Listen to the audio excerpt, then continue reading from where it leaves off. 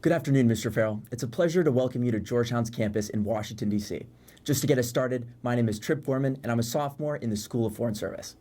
And my name is Phoebe Martin, and I'm a sophomore in the McDonough School of Business. I wanted to echo Trip's enthusiasm. It's a pleasure to have you here today as our first speaker. Well, enough about us. Our guest today is Mark Farrell. Mark graduated from Loyola Marymount University with a Bachelor of Arts in Political Science before pursuing a Master of Arts in Politics at University College Dublin. He then went on to earn his Juris Doctorate at the University of Pennsylvania Law School before practicing law at Wilson Sonsini in Silicon Valley. After 5 years as an investment banker, Mark founded Quest Ventures, the precursor to Thayer Ventures, Silicon Valley's preeminent hospitality, travel, and transportation-focused VC fund. During his time as managing director at Thayer Ventures, he ran 2 successful campaigns for San Francisco's Board of Supervisors.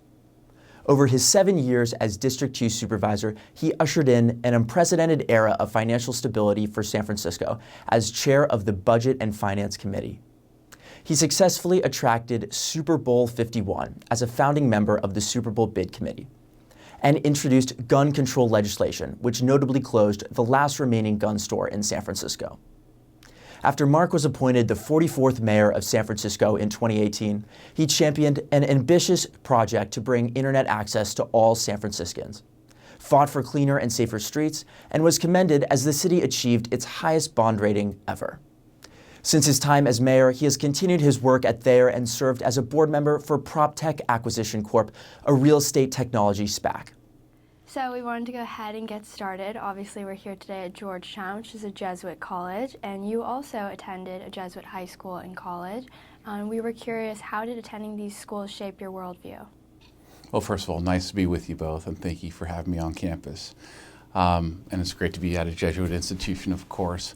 Look, I think going to Jesuit schools as a student truly shaped who I am and how life has unfolded for me.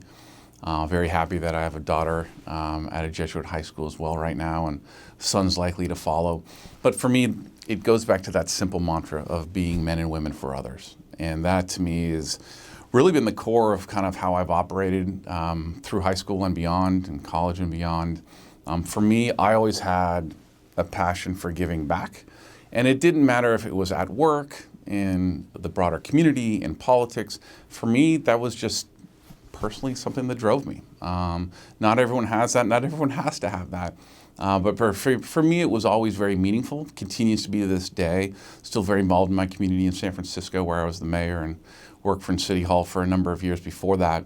But it's just simply kind of part of who I am. And I credit 100% the Jesuit schools and the Jesuit fathers and the priests and just really the institutions for really creating that and fostering that kind of in who I am and hopefully who the next generation of leaders are going to be as well. In addition to your undergraduate degree in political science from Loyola Marymount University, you earned your master's in politics from University College Dublin before earning your Juris Doctorate at the University of Pennsylvania Law School. How do you think these degrees affected your early career progression? Super meaningful, without a doubt. I think going to Loyola, to be clear, I went to Loyola Marymount both because it was familiar as a Jesuit institution, but I also had a scholarship down there to go play baseball. That's what really drove me to go to Loyola at the time. And I certainly wanted to, as someone who grew up, my mother's from Germany, my father's from New York. I grew up in San Francisco, but wanted to experience both living abroad, studying abroad hopefully, and then living on the East Coast as well. So I was able to do really both of those things in the course of 4 years. And so going to Ireland was something super unique. Having played Division I sports in college, there's really no opportunity to travel. It's a year-round commitment. And I wouldn't change it for the world, but to be able to live abroad, study abroad was really incredible. And then coming back to Penn, it's an amazing institution, amazing law school. Some of my best friends to this day are from Penn, but it really gave me the opportunity to really enter kind of my career first as a lawyer, and then beyond that, having those, really having that name of Penn behind me, but that experience as well was really meaningful. And I don't want to ever discount that. And it's something that, obviously I'm very grateful for. After earning your JD, you practiced law in Silicon Valley before going on to be an investment banker and then founding Quest. How would you say these postgraduate positions informed your decision to raise your own VC fund? Sure. When I was in law school, I interned back at Wilson Sonsini, which was California's biggest law firm, had its origins and still does, obviously, in Silicon Valley. It's really the big gorilla in the room down there.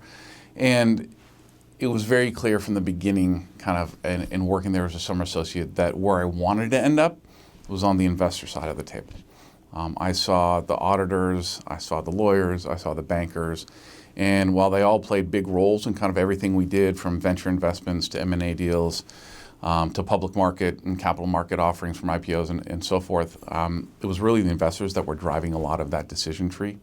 And so for me, becoming a lawyer was just the beginning of that process, gaining that experience, working 80, 100-hour weeks over the course of a few years, and then really doing the same as an investment banker, which was really different. Someone coming from law school, I used to operate in Microsoft Word, and all of a sudden my world switched to Excel.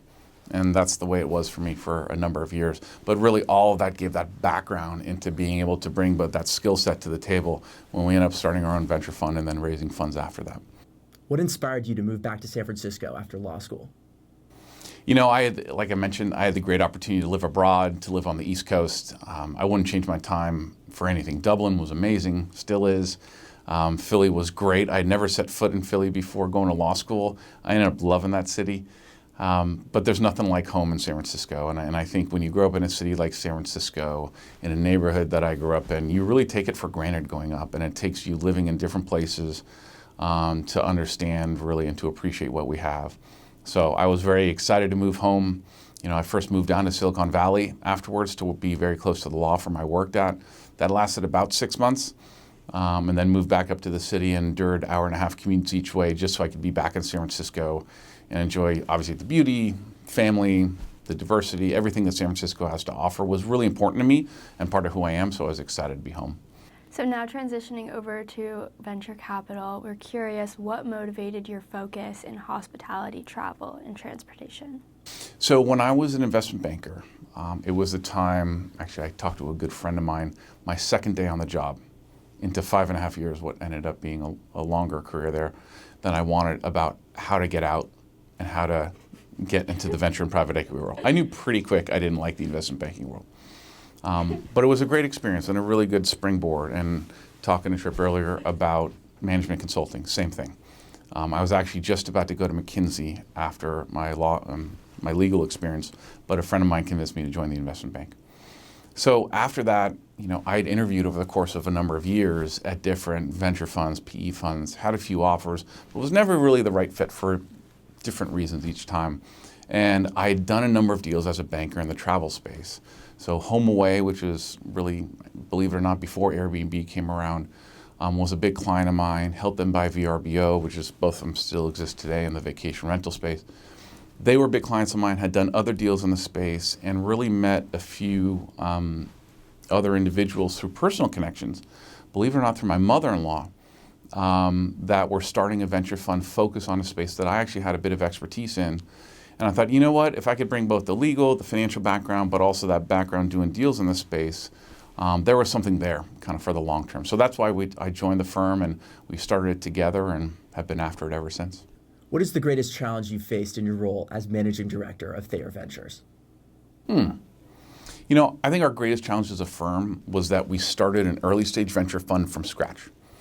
And that is a wholly different, as you think about a student's value proposition or career progression, than joining an established fund that is much larger, where you join maybe as a junior individual and work your way up the ranks. It's harder. I would suggest to start your own fund from scratch, certainly in the early stage one, because the real precursor to raising larger funds and subsequent funds is a track record. And with seed stage and earlier stage investments, which is what we did in the beginning, it takes longer to build that track record because the gestation period of those companies is much longer. So it makes intuitive sense now, and it's kind of an obvious statement, but I think at the time we were a little bit blinded by that. And so we got into it. I'm glad we did it, because when you spit out the back end, it turns out a larger firm, you own the firm with just a few other people, and it's more rewarding that way, but it's a much longer journey and fraught with a lot of risk. So I would say, really growing the firm over the course of X number of years, 12 years now, has been really the greatest challenge, and just super thankful to be where we are right now. So we had to ask, what are the portfolio companies that you feel have been the most successful or that you're the most passionate about?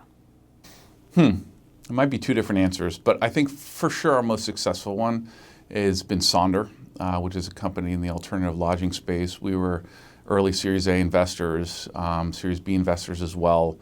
They're about to go public. Their deal should close in the next month. We're incredibly excited. Yesterday here in DC, I was with the president and CFO of the company. We've loved the team from the beginning. Literally met them inside of City Hall in San Francisco, translated to discussions outside with our venture fund. We're huge supporters of what they do, definitely believe in the long-term vision. I think they're still just getting going, but they've done incredibly well. It's been a great financial investment for us and for our fund. So definitely Sonder would be the one. Among the many big name investments that Thayer has made, we couldn't help but ask about Hyperloop. What specifically about Hyperloop made it an attractive investment for you? So that was definitely one of the ones I drove. And, for me, as you think about, certainly as my background as mayor of San Francisco and having worked in City Hall for 7 years, mobility and transportation and what's exciting about the industry as a whole is that fundamentally how we are moving around as human beings in a society, certainly within cities, is completely changing in front of our eyes. Back for the past 5 decades, it's been planes, trains, and automobiles, and that's kind of it. And now you have the proliferation of electric vehicles. You have micromobility. I'm sure you ride scooters or bikes around town, city bike share here. Those types of things are really changing how people use cars and think about getting around. And thankfully, DC has a subway, but not many cities do in the US. And so as I thought about travel between cities, as we really look at the macro data in the space, the concept of Hyperloop makes so much sense. The science behind it, I can't pretend to be the one that is a deep scientist to really understand all of that, which is why it took a long time for us to come to invest in the company. But being part of that space and that ecosystem, the board of advisors that still hasn't been publicly announced, is really an incredible group as well around that. And so I think being part of a technology that is going to completely change once it's implemented. To me, I think it's like space travel. It's not a matter of if, but just a matter of when. And when that happens, to be at the early stages of one of the companies leading that, incredibly exciting. And actually, we had just got some great news yesterday about kind of how that investment's going. And so we're excited to be part of it. But it's definitely one of these futuristic companies in the transportation space that's maybe not core to what we do, but I think really important that we did do it so we can have a role kind of in that dialogue going forward. So as it is kind of the name of the game in venture capital, we had to ask, are there any deals that you passed up on that you, in hindsight, regret? Sure, it's part of the game. One that just came about recently we were talking about was Toast. It's a company that just went public. They're doing incredibly well. Good for them. We're big believers in what they do. I think we got a little sensitive on the valuation of the round that we were looking at. But in hindsight, a super big mistake. But that's part of what we do. I think it's important. Our firm definitely has an ethos about not buying into the FOMO of any deal. There's always going to be another deal around the table. There's so much deal flow in our space. But when you do have that attitude, you can take a little bit more systematic approach, and you run the risk of potentially not finding ones or kind of not latching onto ones that end up being very successful. And so I'll give you that one, but there's more behind that too. I think it's really important for funds to, certainly early on, and certainly I speak as we've been growing our firm out, to maintain focus. Because if you don't, and we're an industry-focused fund, if we don't maintain that focus and discipline, then investors are going to question what you're doing. I mean, if you deliver great returns, you'll be fine. But in addition to that, if you start to lose focus, I do think it starts to beg questions from the outside. And for us, it's been just so important to not only deliver great returns to our LPs, but really be industry focused. And it's just added to what we do and really kind of created this ethos around our firm and this kind of aura about our firm as the industry insider, as the go-to industry folks. And that's been important for us. And I think it will also promote great deal flow and great investments down the road. So it's certainly something we've made sure that we've maintained. So in your introduction, Tripp mentioned the SPAC that you were involved in. We would love if you could talk a little bit more about that for us. Yeah, sure. So one of our investors in our core funds is a sovereign wealth fund in the Middle East, staffed mainly by expats from Europe and America and so forth, two people that led their investment in our fund, on our latest fund, left, came back to the U.S. and launched a SPAC and asked if I'd be on the board. And I said yes, because it was related to what we do at Thayer. And part of the reason I told them was that I wanted to learn. And who knows, maybe someday we do our own SPAC. Well before the boom happened. We went public at the end of 2019. And quickly, kind of in the course of X number of months, found Porch as a target company and closed that deal last, I would say, I think the ticker symbol started trading on Christmas Eve Day, 2020, in the middle of COVID. And it's been a very successful deal. The stock's trading well. And then what that prompted actually was that Thayer last year, we thought about it and we actually launched our own SPAC last year. So I've been running a SPAC now since last December with my partner Chris. And we announced our deal in June of this year. We're merging with Inspirato, which is a luxury travel subscription business. We're super excited about it. And we should be closing in December. So have seen really the entire SPAC process as a board member and a round trip within 12 months. And now it looks like as an operating member of a SPAC within 12 months, we'll also have a round trip, which is great. It's always good to do good deals in our space. But there are a ton of SPACs out there. I think rightfully so. A lot of these SPACs and the SPAC world in general has gotten beaten up a little bit in the press, and certainly in terms of capital markets. I think with good reason, and happy to discuss that. But it's been a really fun journey, and I think there's going to be a place for it going forward. I think there'll be less of them. It'll be more industry and kind of quality-focused firms, hopefully like ours, doing them. That know what they're up to. But as people said, Shaq has his own SPAC. What could go wrong? And I think that's a real question. You start to kind of question all the SPACs that are out there right now, and I think that's the right thing to do because I think that the market needed to be tamed quite a bit. Transitioning to your time in government, how did you balance both your public and private sector careers? That's a great question. I would say, honestly, from dating back to my Jesuit education, I always admire the folks that were going in between the public sector and the private sector and weaving a web of a career that included both. I think if you do it, in some ways people criticize it, right? The revolving door of government, you can hear that criticism. But I also think if you do it right with integrity, there's really ways to add value on both sides of the equation. It was something I was always interested in. My father was an Air Force pilot, so that notion of serving, again, was part of how I grew up and something I wanted to do. Didn't go into the military myself, but so government was a natural inclination ultimately in life. To be sure, I didn't think at all I would run for public office myself or be an elected official. It just happened. Politics and certainly running for office is a lot about timing and opportunity, and that right timing and that right opportunity came up. But for me, I always wanted to do that, and I think that'll continue to be part of my ultimate kind of career progression. I think right now it's in the private sector, will be that way for a while, but the future, there's a different chapter in terms of public service, and I'm excited to explore that when the time's right. What prompted you to run for the San Francisco Board of Supervisors? So I'm lucky enough to be born and raised in San Francisco, just like Tripp, and it's an amazing city, and super proud to be there and be raising our family in San Francisco as well. When I came back from living abroad and from law school, moved back to San Francisco, and to be quite honest with you, was really dismayed with what was happening inside of City Hall.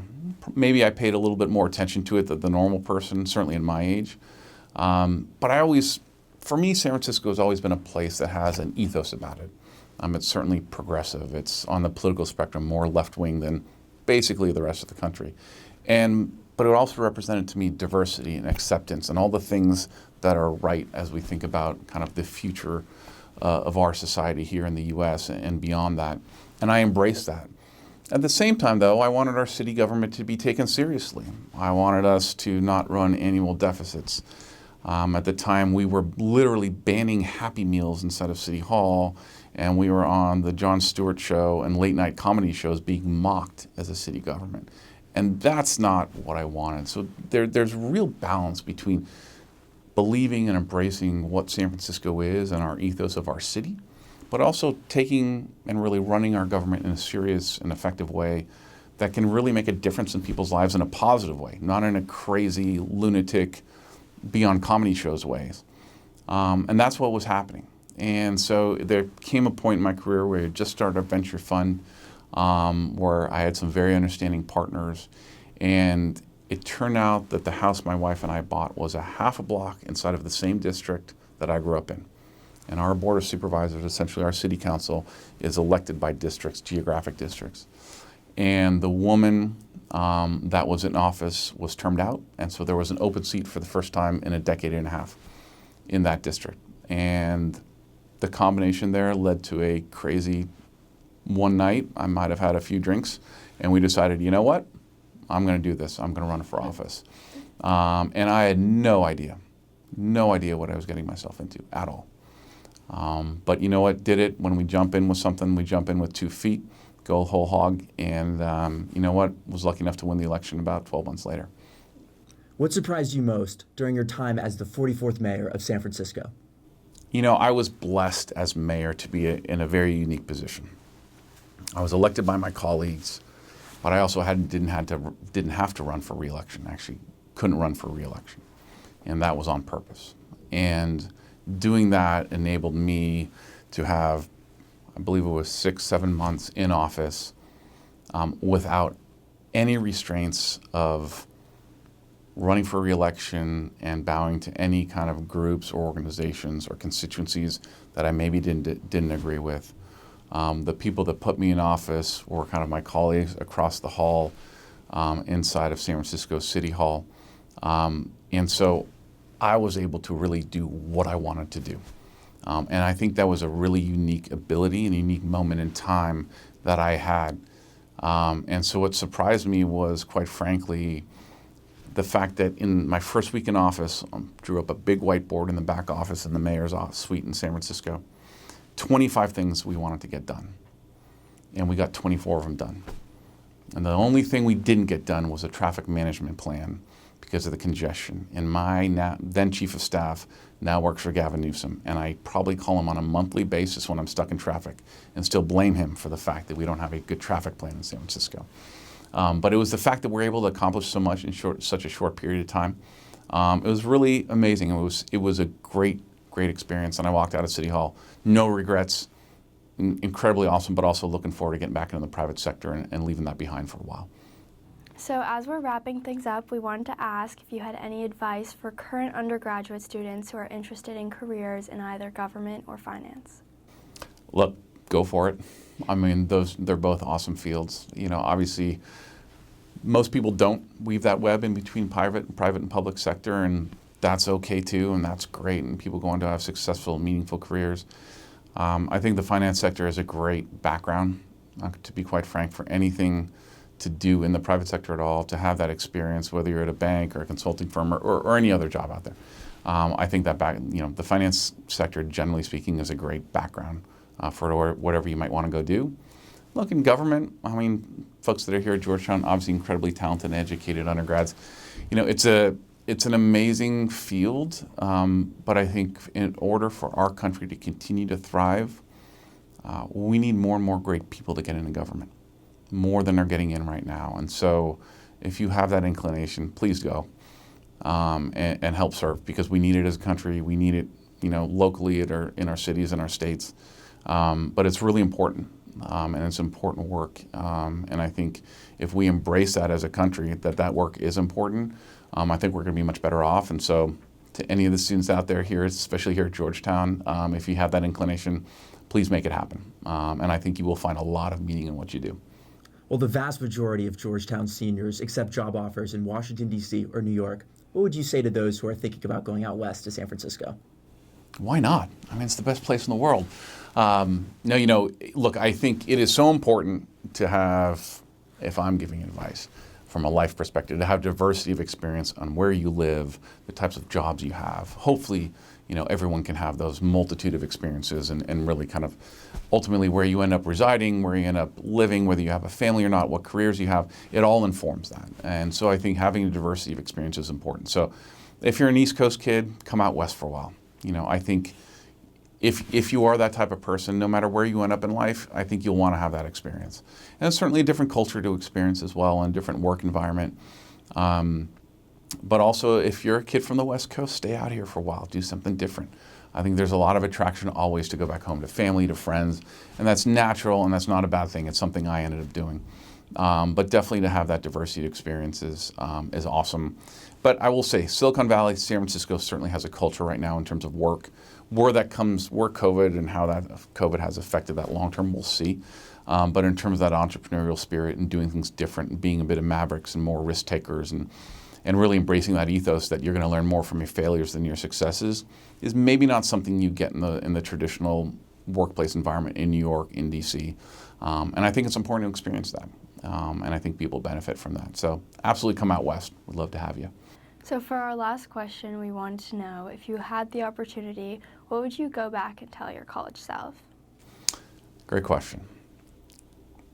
I think without a doubt, career-wise, is follow your passion. If you do, financial gains will come. You know, I think there's times in life where a lot of people, and understand some of these equations. I had loans come out of law school. I mean, that was a factor, right? People do out of undergrad, and people are in different financial positions. But I truly do believe that if you can make it work, do something you're passionate about, it'll drive you to greater successes. It'll drive you to a ton more personal satisfaction, and money will follow if you want it to. And so, I had made decisions over time, staying in banking maybe longer than I wanted to at the end of the day for financial reasons. And I think in hindsight, I wouldn't do that. I would definitely make those career switches sooner to follow those passions, because it's what life is all about. And I think if you do that, you're going to be much better off. And I can't wait to tell my kids that too. Mr. Farrell, thank you very much for coming to Georgetown to speak with us today. We really appreciate your time.